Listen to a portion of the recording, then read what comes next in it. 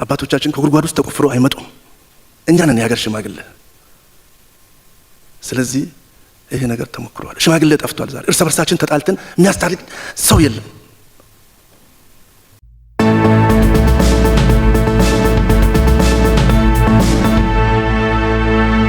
እኔ ያለኝ ሀሳብ በሰላም ዙሪያ ነው። ሰላም ለንግድ፣ ሰላም ለሁሉም ነገር አስፈላጊ ስለሆነ እኛ አሁን 60ዎች ውስጥ 65 66 67 ውስጥ ነው ያለነው። አባቶቻችን ከጉድጓድ ውስጥ ተቆፍሮ አይመጡም። እኛ ነን የሀገር ሽማግሌ። ስለዚህ ይሄ ነገር ተሞክሯል። ሽማግሌ ጠፍቷል። ዛሬ እርስ በርሳችን ተጣልተን የሚያስታርቅ ሰው የለም። ሐሜት፣ ወሬት፣ ፍርሃት። ስለዚህ ይሄ ነገር ተሞክሯል ወይ? ስለዚህ እችን ለማወቅ ፈልጌ ነው። አመሰግናለሁ።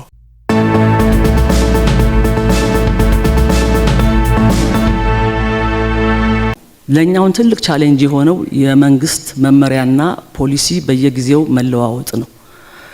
እንደ አንድ ድርጅት እንደሚያንቀሳቅስ ሰው ፕላን እናረጋለን። ቢኮዝ የኛ የሀገራችን ችግር ያለ ፕላን እንኳን ሊያሰራ አይችልም። የ3 ወር ፕላን፣ የ6 ወር ፕላን፣ የአመት ፕላን እናረጋለን። ያንን ፕላን የምናረጋው በተሰጠን የመንግስት መመሪያና ፖሊሲ መሰረት ነው። ያንን ሰርተን በምንሄድበት ጊዜ ድንገት የመመሪያ ለውጥ ይደረጋል። ያኔ ቶታሊ አፌክት ያደርገናል። ስለዚህ እንደዚህ አይነት ለውጦች ሲደረጉ ወይ ቅድሚያ እውቅና ቢሰጠው ብናቃቸው እኛም ፕላን እንድናደርግ።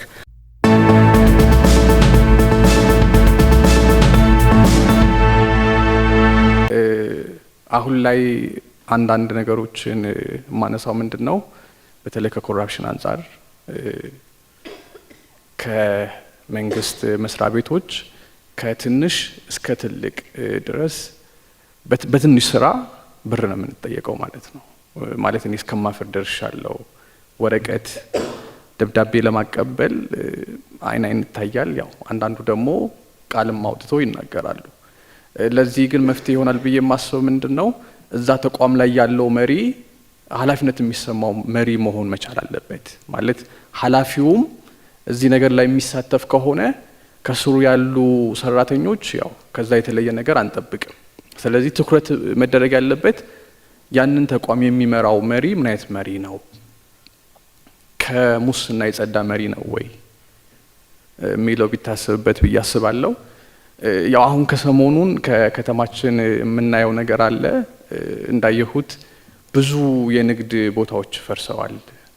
እነዚህ ሲፈርሱ ያንን ለመተካት በየክፍለ ከተማው ከመንግስት የንግድ ማዕከሎች ቢገነቡ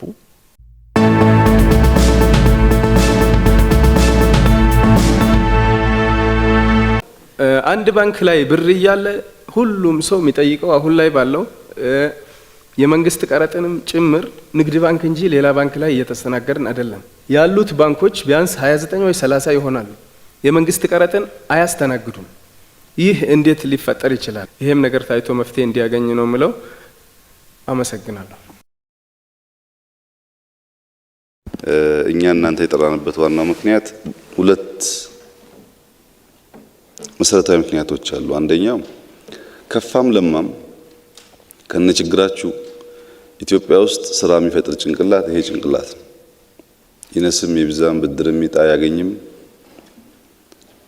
እዚህ ቤት ያለው ጭንቅላት ኢትዮጵያ ውስጥ አሁን ያለውን አደገ ተሻሻለ የምንለውን ኢኮኖሚ የፈጠረው። ሁለተኛው በንጽጽር ቅድም እንዳልኩት ደግሞ እንደናንተ አይነት ስራ የፈጠሩ ሰዎች ቢኖሩም የተሻለ ታምኖ የመክፈል ዝንባሌ ደግሞ ያለው እናንተ ጋር ነው። በዚህ ምክንያት ነው እናንተ ጋር ብንወያይ ሐሳብ እናገኛለን ብለን ያሰብነው። ለምሳሌ አንድ ወንድም ከዛ 6000 ሰው 6000 ሰራተኛ አለኝ ያለውን ወንድም ብናነሳ ብዙዎቻችሁ ይኖራችኋል። ምን ማለት ነው 6000 ሰው ማብላት?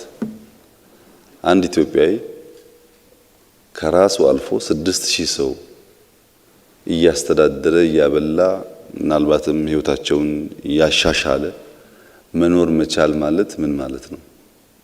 6000 ሰው የሚቀጥር 1 ሚሊዮን ሰው ቢኖረን ምን ያክል ስራ ፈጣሪ በሀገር ደረጃ ሊኖረን ይችላል። 6000 ሰው እንጀራ ማብላት በከፍተኛ ደረጃ ቫልዩ መደረግ አለበት፣ መከበር አለበት። አሁን ግብሩ መታመኑ ቀጥሎ ይመጣ ሆኖ ስራ መፍጠር በራሱ። ሁለተኛ የኛ መንግስት ከግብር ባሻገር በየጊዜው ልመና ያበዛል። እንደምታውቁት አምጡ አምጡ ይላል። እዛ ላይም ብዙዎቻችሁ የደሃ ቤት ሰርታችኋል፣ ትናንት አየ ነው የሚባለውን ነገር ትንሽም ሼር ቢሆን አላችሁ ሁላችሁ። አብዛኛው ሰው እዚህ ያለ ሰው የሚሳተፈው ግብር ላይ የሚሳተፍ እሱ ነው፣ መዋጮ ላይ የሚሳተፍ እሱ ነው። ከዚህ አንጻር መንግስት የእናንተ ሁኔታ በከፍተኛ ክብር ነው የሚያየው።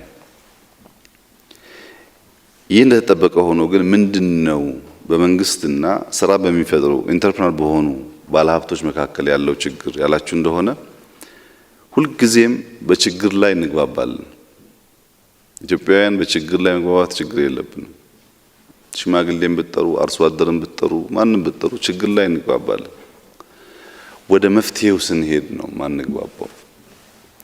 ለምሳሌ ኮራፕሽን የመንግስት ስልጣን ይዞ እናንተ ጋር መጥቶ መኪና ግዙልኝ፣ ቤት ግዙልኝ፣ ልጆቼን አስተምሩልኝ እያለ የሚጠይቅ ሰው እንደ ሰላማዊ ሰው እንደ ኖርማል ሰው ተቀብላችሁ ክቡር ደህና ዋሉ ደህና አደሩ እያላችሁ ኮራፕሽን እንዴት እናጠፋለን? እናንተ ሲባል እንግዲህ ኤግዛክትሊ እዚህ ያለው ሰው ላይሆን ይችላል፣ ሀብታሞች ለማለት ነው። ይሄንን ነገር ትንሽ ጨከን ብትሉ ጥሩ ነው። ባለስልጣናት ቤት የሚያስገዙ መኪና የሚያስገዙ ብር የሚቀበሉ ከሆነ ኮራፕሽን መስፋፋቱ ብቻ ሳይሆን ሰው በባህሪው አይጠግብም። የገዛችሁላቸው 3 ቤድሩም ከሆነ 4 ይመኛል፣ 5 ይመኛል፣ ማንሽን ይመኛል። የሰው ባህሪ ነው፣ እያደገ ይሄዳል ፍላጎቱ። አንዴ እሱን ያስገዛው ሰውዬ እሱን ትቶ እሱ ጋር ይሄዳል እንጂ ማስገዛት አይተውም። ይሄን ልምምድ ከልብ ወስናችሁ ሌብነት አለ ብቻ ሳይሆን እናጥፋው።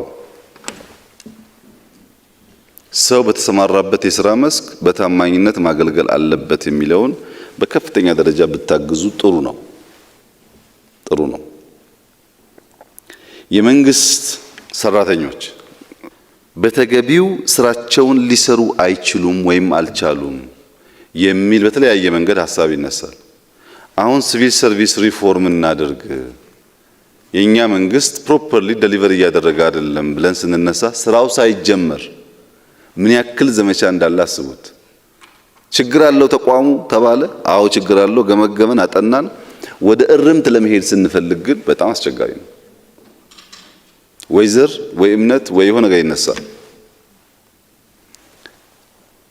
ሁላችሁም ኢንፍራስትራክቸር መገንባት አለበት፣ ሰላም መጠበቅ አለበት ብላችኋል። ትክክለኛ ነገር ነው። ሰላም ለመጠበቅ መንግስት ሰላም ማስጠበቂያ ቱሉ አንዱ ገንዘብ ነው፣ ገቢ ነው። ምን ያክል ገቢ ነው ኢትዮጵያ የምታጣው? የኛን ድርሻ ካላሟላን በስተቀር ከመንግስት ሳይድ ብቻ የምንጠብቀው የተሟላ ኢንፍራስትራክቸር አያመጣም። ሰላም ተብሏል፣ እውነት ነው፣ ሰላም አስፈላጊ ነው። ሰላም እንዲሟላ ግን ቅድም እንዳነሳሁት ድሮ የኢትዮጵያ ባላባቶች መጠነኛ ሀብት ያላቸው ሰዎች አዝማሪ ቀጥረው ያጫውታሉ። የተለመደ ነው ይሄ። የሀብታምነት መለያ ነው። ድግስ ይደግሳሉ፣ አዝማሪ ይመጣል፣ ይገጠምላቸዋል። ድሃው እራት እየበላ በግጥም ይተባበራል። ይሄ ባህላችን ነው። አሁን ደግሞ ሀብታሞች ዩቲዩበር ይቀጥራሉ። ድሃው በላይክ እና ሼር ይተባበራቸዋል። እና እነዚህ ሰዎች እንደፈለጉ ሲያተረማምሱ ይውላሉ። እነሱን ባንቀልብ፣ ዩቲዩበሮችን ባንቀልብ ወንድሜ እንዳለው ወደ ስራ ወደ ኢንዱስትሪ ገቡ ነበር። ለዚህም ኮንትሪቢዩሽናችን ምንድነው ብሎ ስራ ፈጣሪው ባለሀብቱ ግብር ከፋዩ ቢያስብ ጥሩ ነው። እኛና እናንተ ከተባበርን ኮራፕሽን ይቀንሳል። እኛና እናንተ ከተባበርን ሰርቪስ ቱ ሰም ኤክስተንት ሊሻሻል ይችላል። ጫካ ላሉ ሰዎች ብር ባለመላክ ብትተባበሩ ይቀንሳል። በነገራችን ላይ አንዳንድ አሁን በተለያየ ቦታ የሚታገሉ ሰዎች እስከ 10 ቤት በአባቱ በወንድሙ ያለው ሰው አለ። በረሃ ታጋይ አታጋይ የሚባል ሰው በጣም ሀብታሞች ናቸው። እዛ ተቀምጦ መነገድ የሚቻል ከሆነ ምን ሰላም ጋር ምን አመጣቸው? ሰላም ከመጣ እኮ ንግድ የለም ማለት ነው። ቤት አላቸው፣ በተለያየ አካውንት ባንክ አላቸው። በቅርቡ እንኳን $5 ሚሊዮን ከውጭ መጥቶ ይዘናል በአንድ ባንክ። ከፍተኛ ብር ይንቀሳቀሳል። ሀብታሞች ደግሞ ማወቅ መብለጥ መላቅ ስለሚመስላቸው እዚህም ይጫወታሉ፣ እዛም ይጫወታሉ። እዚህኛ የተከበራችሁ ይላሉ፣ እዛ ሲሄዱ እናንተ ጀግና የለም ይላሉ። እና ሰዎቹ እየተታለሉ እንደ ስራ መስክ ይዘውት ሀገር ያምሳሉ፣ ወጣቶች ያልቃሉ። ችግር አለ። በእነዚህ ኤሪያ እናንተ ብታግዙን፣ ልክ ልማት የድሃ ቤት ለመስራት እንደምታግዙት ከልባችሁ ወሰናችሁ ብታግዙን በተወሰነ ደረጃ ይቀንሳል። አንዱ ማስረጃ የሆኑ ሰዎች ጠፍተው ይሄዳሉ። ከዚህ ከቆየ በኋላ ስንሰማ ለምንድን ነው የጠፋው ሚስተር ኤክስ ጥሩት ወደ ሀገሩ ይመለስ ሲባል ሚስተር ኤክስ አይፈልግም። ያደረጋቸው ትራንዛክሽኖች ሁሉ ይታወቃሉ ስለሚያስብ አይፈልግም። ግን እኛ እንደ መንግስት አንድም ባለሀብት ከሆነ ክልል ጋር ግጭት ስላለ ውጣ ያልነው የለም። ብዙዎቹ የወጡ አሜሪካን ሀገር ያሉ ትላልቅ ቤት ይገዛሉ፣ ቆንጆ መኪና ይገዛሉ። ግን አይካና ሹሪው 5 ዓመት 6 ዓመት አይቆይም ከዛ በኋላ ካልተሰራ በስተቀር ኮምፒቲሽኑ ከፍተኛ ነው። ከዚህ ሀገር የወጣ ነጋዴ ነው ያልኩት አሜሪካን ሀገር ሄዶ ኮምፒት አድርጎ ያለውን ብር ሰስቴን ማድረግ አይችልም፣ እንኳን ማትረፍ። ምናልባት ልጆቹን አላቅም፣ ይለያያል፣ አውዱ ይለያያል ባህሪው። ብዙዎቹ የሄዱት እዚህ ካላስነገዱ በስተቀር ሰርቫይቭ ማድረግ አይችሉም። እዚህ ይነገዳል፣ ብሩ ይወጣል፣ እነሱ አሁንም አለን ይላሉ። እዚህ አካባቢ ብታግዙን ጥሩ ነው። እኔ ግን በእርግጠኝነት ልነግራችሁ የምፈልገው ሁላችሁም ባልል እዚህ ቤት ካላችሁ 90% ሰዎች ባለፉት 5-6 ዓመታት ሀብቱ ደብል ያላደረገ ሰው የለም። እዚህ ጋር ብር ታከማቻላችሁ፣ ግን ኤኮ የምታደርጉት ችግር ነው። ኤኮ የምታደርጉት የብር ችግር፣ የዶላር ችግር፣ የምናምን ችግር። አሁን መረር ቅድም የሚያነሳው የቢዝነስ ኢንቫይሮንመንት ቢዝነስ ኦል አባውት ማርኬቲንግ። አንተ ዶላር የለም፣ ሰላም የለም፣ መንግስት የለም፣ ሌብነት ነው እያልክ የውጭ ሰው መጥቶ እንዲሰራልን ይጠብቃል። የውጭ የማርኬቲንግ ስርዓት እንደዛ አይደለም። ይሄን እንደ ሀገር ብታስቡበት ጥሩ ነው። ብዙ ሀገራት ችግር አለባቸው። ብዙ ሀገራት የማይመች የስራ ኢንቫይሮንመንት አላቸው። ግን የውጭ ሰው ሲያገኙ እንደዛ አይደለም ያደርጉት። እንደዛ ያደርጉ። እናንተም ታውቁታላችሁ እንዴት ኮሙኒኬት እንደሚያደርጓችሁ ስለሚያወሩት የብር ቁጥር ስትገናኙ 30 ቢሊዮን 40 ቢሊዮን ብለው ተስፋ አድርጋችሁ አብራችሁ ልትሰሩ ስትጀምሩ ብሩ የለም። ወደ ዋናዎቹ ጉዳይ ለመምጣት ከታክስ ጋር ተያይዞ እኛ ስንከተል የነበረው መንገድ የታክስ አድሚኒስትሬሽን መዘመን አለበት። ኢትዮጵያ በታክስ ማግኘት የሚገባትን ገቢ ካላገኘች የምናስበውን ብልጽግና ልናረጋግጥ አንችልም ብለን በርካታ ህጎች አሻሽለናል። ከህግ ባሻገር ቴክኖሎጂ አሁን እንደሚያነሳው እንደተጠበቀ ሆኖ በሞባይል መኒ ከሰው ጋር ሳትገናኙ ብር መክፈል እንድትችሉ የተሞከሩ ሙከራዎች አሉ። ከአመራር ከሰራተኛ ሙከራዎች አሉ። ሁሉም ቴክኖሎጂካል ቶትስ እና አይዲያስ ሲመጡ ሬዚስታንሱ ከባድ ነው፣ አይፈለግም። ምክንያቱም የተለመደውን ነገር ማስቀጠል ስለሚፈልግ ሰው አይፈልግም።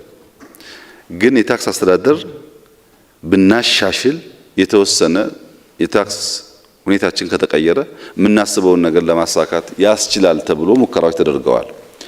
በህዝብ ሳይድ ያለው ምንድነው? አንደኛ ህግን አክብሮ ግብር መክፈል ባህል ያደረገ ማህበረሰብ የለንም። ግብርን ማጭበርበር እንደ ሌብነት አይታሰብም። በእኛ በኩልም የማስከፈል አቅም የለንም። እንደ ተቋም ኦቶሜትድ የሆነ ግልጽ አሰራር ያለው ሰዎች እንዲከፍሉ ኢንከሬጅ የሚያደርግ ብቃት ያለው ተቋም አልፈጠርንም። በዛ ሳይድ ህግ አክብሮ መክፈል የለም፣ በእኛ ሳይድ አቅም የለም። ሶስተኛ ኢንፎርማል ሴክተሩ ኢንፎርማል ኢኮኖሚ በጣም ትልቅ ነው። ከፎርማሉ በላይ የኢትዮጵያ ኢንፎርማል ሴክተር ግዙፍ ነው። ሰው በፎርማል መንገድ ባይሰራም ኢንፎርማሊ ማትረፍ፣ መነገድ፣ መሸጥ ስለሚችል ወደ ሌጋል ለመምጣት የተወሰነ ውስንነት አለ። ሶስተኛው ታክስ ቤዝ ነው። እኛ ለውጥ ከመጣ በኋላ ከሁለት ዓመት በኋላ ኢትዮጵያ ውስጥ ግብር ከፋይ የፌዴራል ግብር ከፋይ 40,000 ሰው ብቻ ነበር። የታክስ ቤዝ እናስፋ ብለን ከ2012 እስከ እዚህ ዓመት ድረስ 3-4 ዓመት ገደማ በሰራነው ስራ አሁን 61,000 ገብቷል ከፋዩ። ኢትዮጵያ ግብር መሰብሰብ ከጀመረች ጊዜ ጀምሮ እስከ 2012 40,000 ሰው ለፌዴራል መንግስት ግብር የሚከፍል ከነበረና በ3 እና 4 ዓመት ጊዜ ውስጥ ቤዙን አስፍተን 50% ጨምረን 61,000 ካደረስን በቂ ባይሆንም ለውጥ አለ ማለት ነው። ለውጥ አለ ማለት ነው። በእኛ ጂዲፒ ውስጥ 30% ድርሻ ያለው ግብርና ነው። እንደምታውቁት ማዳበሪያ ይጠይቃል፣ ኤክስቴንሽን ባለሙያ ይጠይቃል፣ ትራክተር ይጠይቃል፣ ምርጥ ዘር ይጠይቃል። ከዚህ ከ30% በላይ ሼር ያለው ግብርና ኦልሞስት ዜሮ ነው። ምንም አይነት ግብር አይከፈልም። ማዳበሪያ ማምጥተን ምርጥ ዘር ማምጥተን ትራክተር ማምጥተን ግብር አለመክፈል ሳይሆን ካመረተ በኋላ ሆርድ ማድረግ ደግሞ መያዝ ደግሞ እንደ ፋሽን ተለምዷል። አሁን ካመረተ በኋላ ምርት ማውጣት አለብኝ ከሚል ስቶር አድርጎ ማቆየት።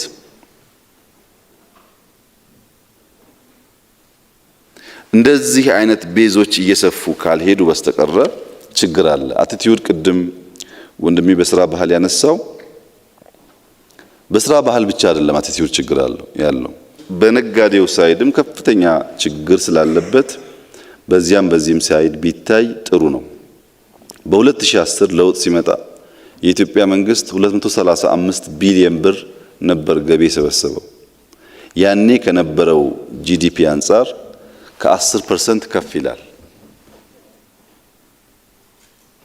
አሁን የዚህን ዓመት ትቼ የባለፈው ዓመት 557 ቢሊዮን ብር ሰብስበናል።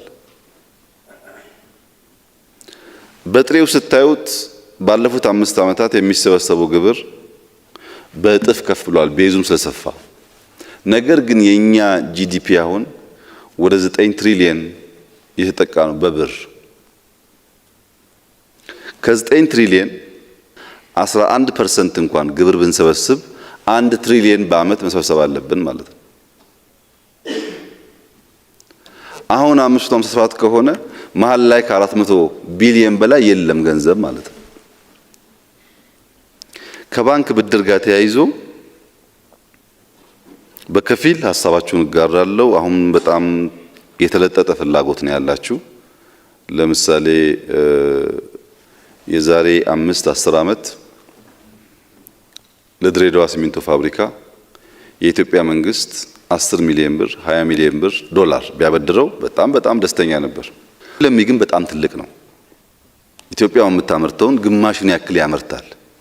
100 ሚሊዮንን ብንሰጠው ያንስብኛል ነው የሚለው ብዙአየሁ። ምክንያቱም ኢንቨስትመንቱ ትልቅ ስለሆነ አሁን ኢንቨስት በሚያደርገው ሳይዝ ነው ዲማንድ የሚያደርገው ከኛ እንጂ ከነበረው ልምምድ አንፃር አይደለም። ለምሳሌ በ2011 10ን ትቼ ነው ዝቅ ስለሚል በ2011 45% ዲስፐርስመንት የሄደው ለግል ሴክተር ነበር። 2010 ያንሳል በ11 ዝቅ አድርገን። ዘንድሮ ግን አምና 2015 86% የአጠቃላይ ባንኮች ብድር የሄደው ለግል ሴክተር ነው።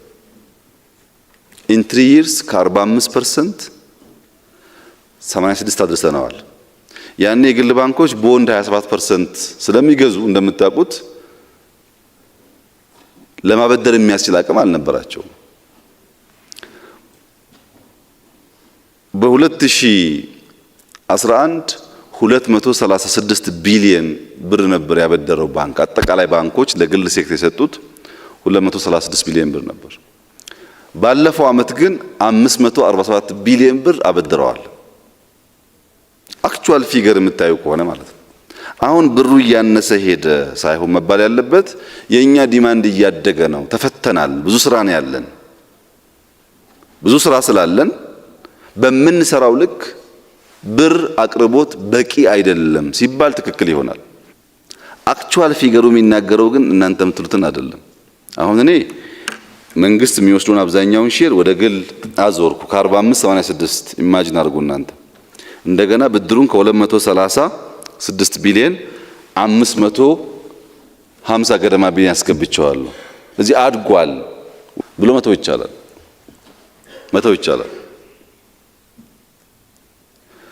ይሄ የሎካል ብድር ነው። የውጭውን ደግሞ እንመልከት። እኛ ወደ ቢሮ ስንመጣ 58-59% የኢትዮጵያ ጂዲፒ ዕዳ ነበር። ይሄ በተደጋጋሚ ተብሏል፣ ታውቃላችሁ። ዕዳ ብቻ ሳይሆን ኮመርሻል ሎን ከባለፈው ፓርላማ እንዳነሳሁት አራጣ ማለት ነው። በአራጣ የመጣው እድገት ውሸት ነው። ምክንያቱም አራጣ በዳሪ ለአንተ 1 ቢሊዮን ኮሚሽን 100 ቢሊዮን ምናምን እያለ ብዙ ነገር ስላለበት በውስጡ ትክክለኛ ፋይናንስ አይደለም። ኢትዮጵያ ከምታመነጨው የውጭ ምንዛሪ ኢን አቨሬጅ $2 ቢሊዮን ዕዳን ከፍል ነበር ላለፉት ዓመታት። ኢን አቨሬጅ ለነዳጅ በአቨሬጅ 4 ቢሊዮን ገደማ እናወጣለን፣ 6 በሉት። ለማዳበሪያ በአቨሬጅ 1 ቢሊዮን ገደማ ያወጣል፣ 7 በሉት። መድኃኒትም ምናምን አትቁጠሩ ይቅር። ዕዳ ባለፉት 4-5 ዓመታት $9 ቢሊዮን ከፍለናል ብዬ ባለፈው ያነሳሁት የመንግስት ብቻ ነው። የአየር መንገድ ኢትዮ ቴሌኮም አይጨምርም፣ መንግስት የከፈለውን ነው ያነሳሁት። እነዛ ቢጨመሩ ከ10 ቢሊዮን በላይ ዕዳ ከፍለናል። ስለከፈልን ከጂዲፒያችን ያለው ዕዳ በከፍተኛ ደረጃ ቀንሷል። አሁን ቀንሷል። እኛ ቀንሶም እያለ ዕዳን በሚመለከት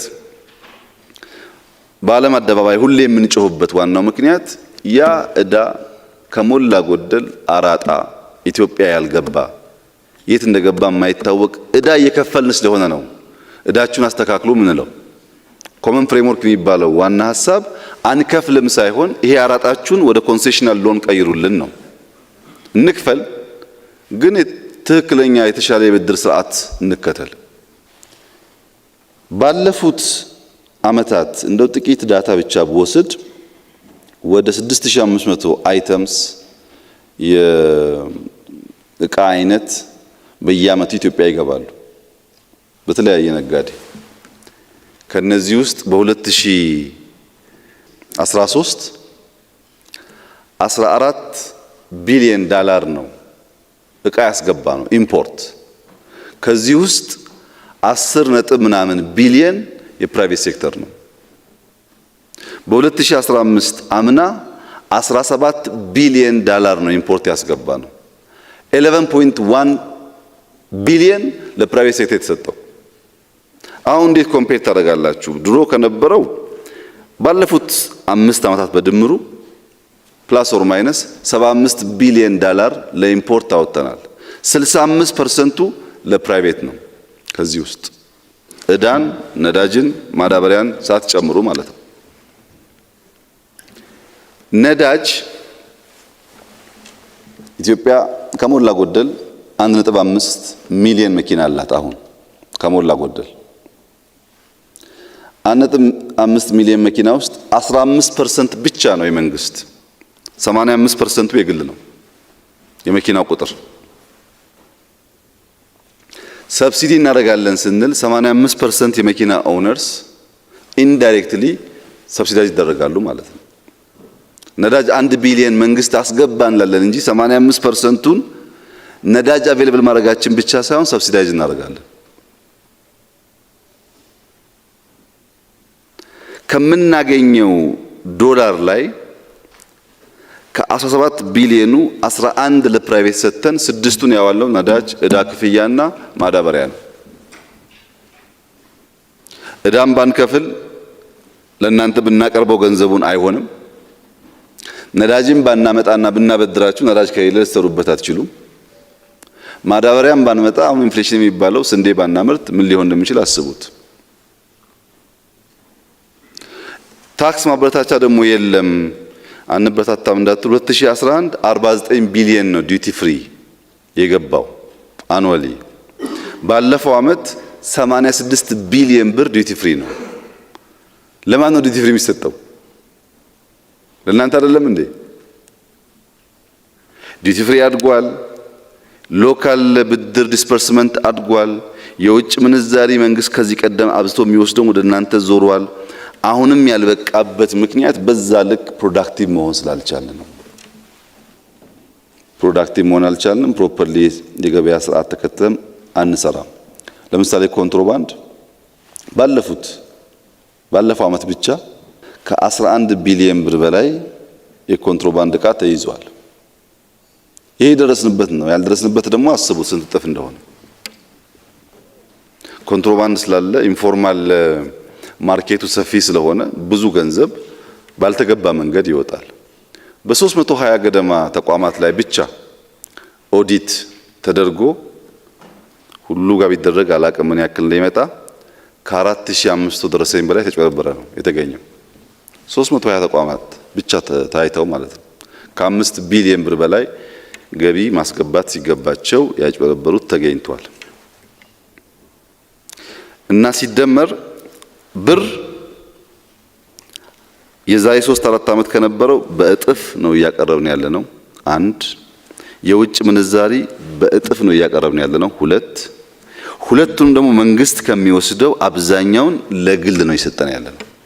ይሄን ከተስማማን በኋላ የሚቀርበው ብድር በቂ ነው ወይ፣ የውጭ ምንዛሪ በቂ ነው ወይ ከሆነ ክርክሩ በፍጹም በቂ አይደለም። ለሚ ጥሩ የጆይንት ቬንቸር ኤግዛምፕል ነው። ብዙአየሁ እንዳለው በጣም ተስፋ የሚጣልበት ፕሮጀክት ነው። ግን ብዙ እንጠብቃለን።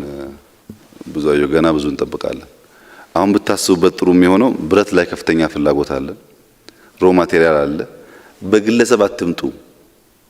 እዚህ ያላችሁ ሰዎች በጋራ ሆናችሁ ትልቅ ብር ስለሆነ ልክ ባንክ እንደመሰረታችሁት በጋራ ሆናችሁ የምትመጡ ከሆነ ነገ ጠዋት ብረት ላይ ልንሰራ እንችላለን። ፍላጎት አለ። የፊኒሺንግ ማቴሪያል እንጨት፣ ማርብል፣ የላይት እቃዎች ከቱርክ የምናመጣው ከዱባይ የምናመጣው በበልክ ለማምረት በጋራ ብትሆኑ ብዙ ትብብር እናደርጋለን ስለምንፈልገው። ሲሚንቶ እየተፈታ ስለሆነ አሁን ሲሚንቶ አላችሁ።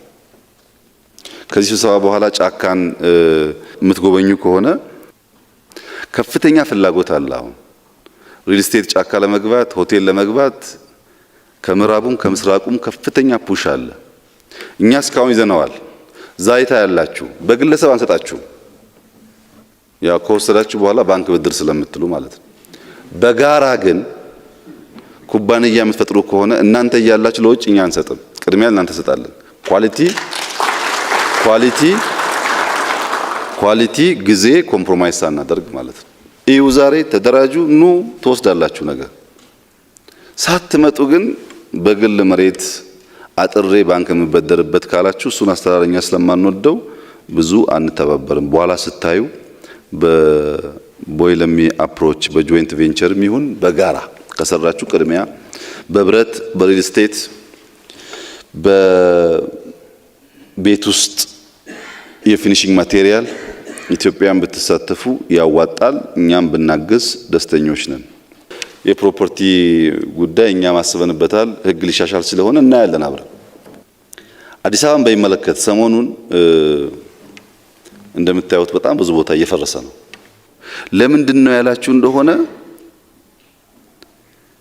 የወደፊት የኢትዮጵያም የአፍሪካም የዓለምም የኢኮኖሚ ዳይሬክሽን 70-80% አይቲ እና ቱሪዝም ነው፣ ሰርቪስ ነው። ሀብት ያለው እዛ ነው። ቱሪዝም እና አይቲ በባህሪያቸው ደግሞ ኤርጎኖሚክስ በጣም ኢንፍሉዌንስ ያደርጋቸዋል። የተስተካከለ ኤንቫይሮንመንት ካሁን ይረበሻሉ። አዲስ አበባን ካልቀየርን በስተቀር የምናስበውን ያክል የውጭ ሀብት ልናመጣ አንችልም። ዱባይ እንዴት ገንዘብ እንዴት ታውቃላችሁ እናንተ? ለእናንተ መንገድ አያስፈልግም። ኢንፍራስትራክቸር የሚታዩ ነገሮች በጣም በከፍተኛ ደረጃ ሀብት ይስባሉ። ማግኔቲክ ፓወር አላቸው። ለምሳሌ ሸራተን የዛሬ 5 ዓመት ሸራተንን ግዛ ብትሉኝ $1 ቢሊዮን የምገዛ ቢሆን ዛሬ ክሎ ትገዛለህ። ፍሬንድሺፕ ከፊት ለፊት አለ፣ ሳይንስ ሙዚየም ከዛ አለ፣ መንገድ ተመልከት። ይሄ ሁሉ ኔበርሁድ ፕሮፐርቲውን ከፍ ያደርገዋል። አሁን የሚፈርሰው እንደሚባለው አይደለም። እኛ አንቆይም፣ 5-6 ወር ነው እንጨርሳለን። ለምሳሌ ቦሌ መንገድ ቦሌ ስትሪት እኛ የምናስበው ብዙ ሀገር ሄዳችሁ ወክ የምታደርጉባቸው አይነት ስትሪቶች እንዲሆን ነው። አብዛኛው ሰው እግረኛ ስለሆነ የባይክ ሩት ካልጨመር፣ ሰፊ መንገድ ካላደረግን፣ የሚታይ ላይት ካላስቀምጥን በስተቀረ ቢያንስ የቦሌ መንገድ፣ ቢያንስ የጫካ መገናኛ ሲኤምሲ መንገድ፣ ቢያንስ ሜክሲኮ፣ እነዚህ ዋና ዋናዎቹ። አዲስ አበባ ላይ ትልቁ ደህንነትና ችግር ያለው ሴንተር ነው። ይሄ መርካቶ፣ ፒያሳ፣ ሜክሲኮ ምናምን የሚባለው ነው። ሲኤምሲ እንደዛ አይደለም፣ ለቡ እንደዛ አይደለም። ዋናው ችግር ያለው እዚህ ነው። ዋናውን ችግር ደፍረን ብናፈርሰው ታዩታላችሁ በ5 ዓመት ከተማው እንደሚሆን። በዚህ ሂደት ውስጥ በግለሰብ ደረጃ አጥር የተነካብኝ ብሎ የሚያዙ ሰዎች ሊኖሩ ይችላሉ። ባለስልጣናት ያስቸግሩናል። ባለስልጣናት አጥር ሲነካባቸው የሚፈርስበት ስለሆነ የመንግስት ቤቶች ስለሚፈርሱ ክራይ ቤቶች፣ የመንግስት ክራይ የሚያከራይ ቤት ይጮሃል፣ የቀበሌ ቤት የሚያከራይ ይጮሃል። ብዙ ነው ጩኸት ያለው። ጨክነን ካላፈረስን ግን አገር አይሰራም። እናንተ እንደምታውቁት ፋብሪካ ስትሰሩ መጀመሪያ ትቆፍራላችሁ፣ ታፈርሳላችሁ። በዛ መንገድ ነው የሚሰራው። ኢን ዋን ይር እናየዋለን አዲስ አበባን ቼንጅ። ያኔ በጣም ቱሪስት ይመጣል። ያኔ እናንተ ፕሮፐርቲ ቫልዩ ይኖረዋል። ያኔ ለውጭ እንኳን ብንከፍት የእናንተ ፕሮፐርቲ ቫልዩ ስላለው ይሄ ሻንቲ ሰፈር ነው ተብሎ አይጣልም። አሁን ባንኮች እንክፈት እኮ ያልነው ፎቅ ከሰሩ በኋላ ነው። ቦታ ሰጥተን ፎቅ ከሰሩ በኋላ ትንሽ ገንዘብ ካገኙ በኋላ በብላክ ማርኬት ሲያስቸግሩን በቃ እንክፈትባቸዋል ኮምፒቲሽኑ ካበረታቸው ብለን። የእናንተን ፕሮፐርቲ እንደዛ ከፍ እንዲል የሚያደርግ ስለሆነ የአዲስ አበባን አትሊስት እናንተ በትዕግስት ጠብቁ። ከማማት ወጣችሁ አፈረሱ ምናምን ትታችሁ በትዕግስት ጠብቁ። ኢን አ ይር ታይም ማክሲመም ከተማውን ካለበት ደረጃ ከፍ ስናደርገው ልጆቻችሁን ዱባይ ከምትወስዱ ታቆያላችሁ እዚህ ማለት ነው። ሰላም በሚመለከት ሁላችሁም ብላችኋል። በጣም ጥሩ ሀሳብ ነው። ሽማግሌንን እድሜያችን ልምዳችን ያላችሁ ሸምግሉ። እኛ እኮ የምንፈልገው ሰላም ነው። እኔ ማረጋግጥላችሁ መንገድ በሽፍትነት በሬብልስ በሚመስል ነገር ከእንግዲህ በኋላ የኢትዮጵያን መንግስት መጣል ሳይሆን መነቅነቅ አይቻልም። በጣም የተለያየ ነው። ብቃታችን አለ የሚለያየው፣ ኮንቪክሽናችን ይለያያል። እሱ ብር ነው የሚሰበስበው፣ እኛ ስራ ነው የምንሰራውና ቃልን እያደረግን ያለነውን በቀላሉ የሚሆን አይመስለኝም። እነሱ ሰዎች ግን ልብ ገዝተው ከመጡ በጣም በደስታ እንቀበላለን። ሞክሩ፣ በሁሉም በምትችሉት መንገድ ሞክሩ። ከኤሌክትሪክ ጋር ተያይዞ ወንድሜ ያነሳው ችግር ለምሳሌ አሁን ቦሌ መንገድ የምናፈርሰው ወይም ፒያሳ መንገድ የምናፈርሰው አሮጌ ብቻ ለምናፈርሰው እዛው ላይ ፋይበር እንዘረጋለን፣ እዛው ላይ ሽቦ በየቦታ ያለውን እንቀብራለን፣ የውሃ መስመር እንዘረጋለን። ዩቲሊቲስ ቢሊየንስ እያወጡ ነው ያሉት። ለምንድን ነው ኢትዮጵያ ውስጥ ነው ኢትዮጵያ አዲስ አበባ ውስጥ ከዚህ ጀምረህ ሜክሲኮ ብትነዳ ላይት አለ፣ ጨለማ አለ፣ ላይት አለ፣ ጨለማ አለ። ኮንቲኒየስሊ ማየት አይቻልም። መብራት ምን ይፈልጋል? ኢንፍራስትራክቸሩን ካልቀየር ነው በስተቀር ሽቦ የተቀጣጠለ ስለሆነ አንተ የምትፈልገውን የኤነርጂና የዳታ ኢንተርኔት አክሰስ ማድረግ አትችልም። ወይ ፓወር ዳውን ያደርጋል፣ ያንተ ባያደርግ ቢቴሱ ዳውን ያደርጋል፣ ሰፈሩ ዳውን ያደርጋል። እሱን እየቀየርን ያለ ነው። አሁን አንተ ዳታ ፈልገሃል፣ ኤሌክትሪክ ፈልገሃል። በቃ የምናፈርሰው ለሱ ስለሆነ ከኛ ጋር መቆም አለብህ። አፍርሱ በርቱ እያልክ ማለት ነው። ካልፈረሰም there is no way። ፒያሳ አካባቢ እኮ አሁን በወስዳችሁ ኑሮ እኮ አይደለም፣ እዚህ ጋር ያለው እኮ ኑሮ አይደለም። በላስቲክ ላይ ላስቲክ። አንድ መንደር በጋራ አንድ ሽንት ቤት የለው፣ ሻወር የለው። እሱን ካልቀየርን በስተቀረ የምናስበውን ነገር ልናመጣ እንቸገራለን። ጨከን ብትሉ እናንተ ጥሩ ነው ብታግዙ። እናንተ ላይ በረታሁት ለምንድን ነው? እናንተ ስለሚገባችሁ ብዬ ነው። ገበያ ውስጥ የኤሌክትሪክ ሽቦ እናመርታለን። ገበያ ውስጥ ኳሊቲ ችግር አለ። ከህግ ውጭም ይነገዳል ለተባለው በቅርቡ ተነስቶ ነበር ጉዳዩ። ለሀገር ውስጥ ማርኬት ቅድሚያ እንስላለን፣ በዛ ይመለሳል። የውጭ ሀገር ቤት ግዢም ኦልሞስት ፋይናል ደረጃ ነው ህጉ ሊወጣ። ሁለት ነገር እንቀይራለን። አንደኛ የውጭ ሰዎች ፕሮፐርቲ ኦውን እንዲያደርጉ ህግ እናወጣለን። ሁለተኛ እስከዛ ድረስ እንደምታውቁት ለምሳሌ ስታርባክስ ወይም የሆነ በማርክ የሚሸጥ ሱቅ ኢትዮጵያ አይገባም። ታውቃላችሁ፣ ማሰራጨት ስለማይፈቀድ አሁን እንፈቅዳለን። ምን ፈቅደው ለምንድን ነው? ኢትዮጵያ ሞል የላት የሚባል ከፍተኛ ክስ አለብን። ሞሎች እየበዙ ነው። ሞሎቹ ደግሞ እየተገነቡ ያሉት የሚጠይቁት ጥያቄ ይሄን ጥያቄ ነው። ስታንዳርድ ያላቸው ሱቆች ዱባይ እንደሚታየው ናይሮቢ እንደሚታየው ኢትዮጵያም ውስጥ ይፈለጋል። እስካሁን ዘግተናል። አሁን ትንሽ ይከፈታል። ተዘጋጁ እንግዲህ እናንተም ማለት ነው። ቴክኖሎጂ ጋር በሚመለከት ፋይናንሻል ኢንክሉዥን እንዴት ገንዘብ መቅረብ አለበት፣ እንዴት ይመራ የሚለው ጉዳይ ላይ ሰሞኑን ስለምንወያይ ያሰብናቸው ጉዳዮች አሉ። እሱ እናያለን። አይሲቲ ፓርክም ብትገቡ ጥሩ ነው እንዳላችሁት ብትገቡ የኛም ፍላጎት ለምን አትገቡም ስለሆነ ብትገቡ ጥሩ ነው። የፖሊሲ ለውጥ በፍጥነት ይቀያየራል መመሪያ ለውጥ የተባለው የለም እንዳልል በጣም ብዙ እየቀያየርን ነው ያለነው። ግን ስፔሲፊክ ካልሆነ እቸግራለሁ። ምን ቀይራቸው አብዛኛው ጉዳዮች ለእናንተ በር የሚከፍቱ የሚያሰፉ እንጂ የሚያጠቡ ህጎች አይደሉም እስካሁን ያሉት። ሊዝ በዶላር የተባለው ግን ኮምፕሊትሊ አልገባኝም እሱ። እኛ ኢንዱስትሪያል ፓርክ ላይ የነበረን አቋም ምንድነው? ኢንዱስትሪያል ፓርክ ለኤክስፖርት ስለሚያስፈልገን የውጭ ኢንቨስተር ካልሆነ በስተቀረ በኢንዱስትሪያል ፓርክ ውስጥ ገብቶ አይሰራም የሚል ህግ ነበር ከዚህ ቀደም እና ፋብሪካ የሚሰሩ አሁን እሱ እንደሚለው የሚገጣጥሙ ትናንሽ ልጆች ደግሞ በቤት ክራይ ይሰቃያሉ። ይሄ ለኢትዮጵያ የሚያዋጣ አፕሮች አይደለም። የኛ ኢንዱስትሪያል ፓርኮች እንደነዚህ አይነት ሰዎች እንዲሰሩበት እንፈልጋለን። ሼድ ወስደው ወይም ሼድ ሰርተው ይግቡ። ይሄ ፖሊሲ ትክክል አይደለም ብለን ተወያይተን የወሰንነው ለእናንተ ነው። በዶላር ከሆነ ታዲያ ምን በእናንተና በውጩ ምን ዲፈረንስ አለው? ይሄ የመንግስት አቅጣጫ አይደለም። ከየት የመጣ እንደሆነ ብዙ አልገባኝም። እነማሞ ብታዩት ጥሩ ነው። ቦይ ለሚ ላይ ክፍት ነው ቦታው። 20 ሼድ እንኳን የለም። ታጥሯል፣ መብራት አለ። 20 ሼድ የለም። ጅማ፣ ባህር ዳር፣ መቀሌ ሁሉም ኢንዱስትሪያል ፓርክ የተገነባው በጣም ብዙ ክፍት ቦታ አለው። በዚህ አናቂ ፖሊሲ ምክንያት ማለት ነው። ለሎካል ሰው አይሰጥም ተብሎ አሁን እናንተ የምትገቡበት ከሆነ ይቀንሳል። አንደኛ በሎካል ከረንሲ መሆን አለበት። ዶላር ይወጣል ይወርዳል፣ መሰቃየት የለባቸውም። ሁለተኛ ለውጮቹ የምናደርገውን ድጋፍ ለውጮቹ እኮ የማናደርገው ድጋፍ የለም። ሁሉን አድርገንም ክስ ብቻ ነው። የዛን ግማሽ እንኳን ብናግዝ ጥሩ ነው።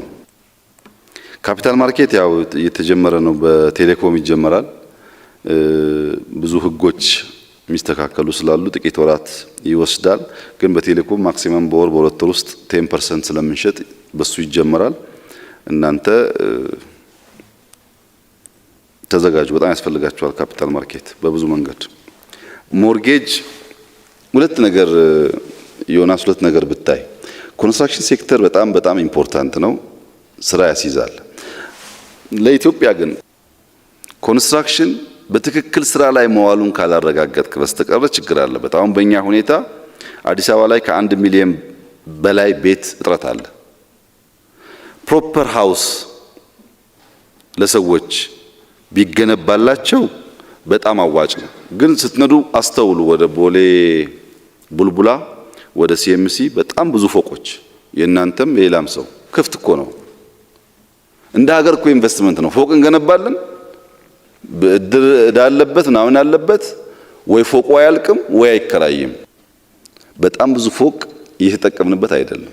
እና ኮንስትራክሽን ላይ ሎ ኮስት ላይ ፎከስ የምናደርገው ሜንቴናንስ ኮስት የሌለው ኢዝሊ የሚተላለፍ ቤት እንዲሆን ነው። ያ ካልሆነ አዋጭ አይደለም። ሞርጌጅ ያልከው በጣም ኢምፖርታንት ነው፣ ግን ኢት ዊል ቴክ ሰም ታይም። እንደዛ ገንዘብ ስለሚፈልግ ለእያንዳንዱ ሰው ዳውን ፔመንቱን ከቨር ለማድረግ። ጤና በሚመለከት የተነሳው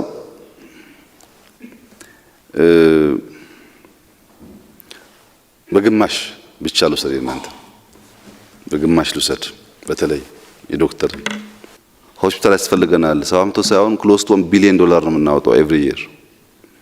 ቦታ ፓርክ ሳይቀር ሰጥተናል ሆስፒታል ይሰራ ብለን እና ሰዎች እኛ የአሜሪካ ዶክተሮች ነን፣ ሆስፒታል እንሰራለን ቦታ ይላሉ፣ ቦታ ይሰጣል። ከዛ ብር ብሎ 5 ዓመት አጥሮ ይቀመጣሉ እንጂ ሰፖርት እናደርጋለን። ይሄን ደግሞ አንተ በደንብ ታውቃለህ ብዬ ነው። ሰፖርት በምናደርገው ልክ ግን አልመጣም። በጤና ሴክተር ያሉ ኢንቨስትመንቶች በእርግጥ ገንዘብ የላችሁ ሙያን ያላችሁ ግን አልመጣም። ጥቂት ሰዎች ደግሞ ድንቅ ስራ የሚሰሩ ሰዎች ደግሞ አሉ። እነሱም እናውቃለን፣ እናደንቃለን። በሚቀጥሉት 5 ዓመታት ጤና ሴክተር ላይ ያለው ነገር ይቀየራል የሚል ተስፋ አለን። አዲሷ ሚኒስቴር የተሰጣት ፕራይመሪ ሚሽን ይሄ ነው። ከፕራይቬት ሴክተር ጋር ሆናችሁ ወደ ውጭ የሚወጣውን ሕክምና አስቀሩት እና እሱ ጋር ብታግዙ ጥሩ ነው። ግን አልታገዘም ብዬ ይከብደኛል። የሚቀር ነገር ካለ በእኛ በኩል እናያለን። በእናንተ በኩልም ግን ብታዩ ተሽከርካሪ በሚመለከት ከማደያ ጋር የቻርጀር ቴክኖሎጂን አብረን እንስራ። ያነሳው ወጣት ጥሩ ሀሳብ ነው። ማደያ ምን አስባችኋል ላልከው ያው ኢትዮጵያ ውስጥ 1.5 ሚሊዮን መኪና አለ ብያለሁ። ወደፊትም በተወሰነ ሎካል የሚመረተውን ጨምሮ እያደገ መሄዱ አይቀርም። ማደያዎች በሚቀጥሉት 10፣ 15፣ 20 ዓመታት ይከስማሉ የሚል ግምት የለኝም። እኛ ጋር ብቻ ሳይሆን ሌላም ሀገር ኦልሬዲ መኪናዎች ስላሉ፣ ግን ማደያዎች ምን ያደርጋሉ? ነዳጅና ኤሌክትሪክ ጎን ለጎን እየጀመሩ በኋላ ሲቀየር አብሮ ያድጋሉ ማለት ነው። ወደዛ መሄድ የሚችሉ ይመስለኛል። ቻርጀር ማስፋት ጥሩ ነው። እኛ ጋር ታስታውሱ ከሆነ አሮጌ መኪና አይገባም፣ ሰከንዳን መኪና አናስገባም ስንል የዛሬ 4-5 ዓመት አካባቢ ልክ እንዳሁን ቤት መፍረስ ጩኸት ነበር። ትዝ ይላችሁ ከሆነ አላውቅም። እና አሮጌ መኪና ይቅር ሲባል መኪና አልቀነሰም፣ ግን የተሻለ መኪና መጣ። በዛ አይን ብታዩት ቼንጅ ይመራል፣ ግን ያው ይመጣል። ያልመለስኩላችሁ አንዳንድ ሰዎች ካላችሁ ይዤዋለሁ ኖቱን። መነጋገር የምፈልግባቸው ፖይንቶች ስላሉ እነጋገርበታለን። ግን ቃል ምገባላችሁ ነገር የባንኪንግ ሴክተር አይ ዶንት ኖ ዌን ሪፎርም እንሰራለን። እስካሁን ይዘናል፣ ሪፎርም እንሰራለን። ማሞ የመጣው ለዚህ ነው።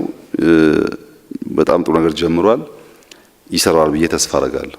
መጨከን ያለብን ነገር አለ። ዝም ብሎ የነበረው የኢኮኖሚክ አፕሮቻችን የሚያዋጣ አይመስለኝም። እሱ ሪፎርሙ ሲያልቅ ወይ መልሶ ያወያያችኋል ወይ ያወያያችኋለሁ። እኔ ባንክ ጋር የውጭ ባንክ ምን ፈቅዳለን፣ ባንክ ስርዓታችንን ትንሽ እንቀይራለን። የኤሌክትሮኒክስ ክፍያን በሚመለከት ግን ትንሽ ባላንስ እንድታደርጉ ዘንድሮ በባንኮች የሚደረግ የካሽ ትራንዛክሽን እና ኤሌክትሮኒክስ ትራንዛክሽን ለመጀመሪያ ጊዜ በልጧል። ኦቨር 5 ትሪሊየን ብር ትራንዛክት ያደረገው በኤሌክትሮኒክስ ነው። ከጀመርን 3 ዓመታችን ነው።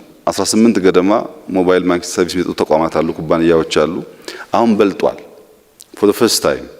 ይሄን እያሰፋን ከሄድን ከወረቀት ጋር ያለው ነገር እየቀነሰ እንደሚሄድ ተስፋ አደርጋለሁ።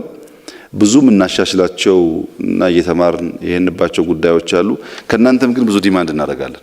ሰንበዲ ሲናገር የመጨረሻው ነገር ሁላችሁን አላቅም፣ እዚህ ያላችሁ ሰዎች ግን ብዙዎቻችሁን ዝም ብዬ ሳስብ እኔን ጨምሮ ዳቦ በሻይ ጧት ዳቦ በሻይ በጣም በሽሚያ በልቶ ያደገ ነው አብዛኛው ሰው። እዚህ አትርሱት ያንን ቢጊኒንግ። በቃ ምንም አይደላችሁ እናንተ መደብ ላይ ተኝታችሁ ሻይ በዳቦ በልታችሁ ቆጮ በልታችሁ ቂጣ በልታችሁ ምናምን ነው በጣም በብዙ ድካም እዚህ ደረሳችሁት እንጂ ሰንበዲ ቢሊየን ሰጥቷችሁ አይመስለኝም። ብዙዎቻችሁ አልፎ አልፎ የወረሰ ይኖር ይችላል፣ ብዙዎቻችሁ ግን አይደላችሁ።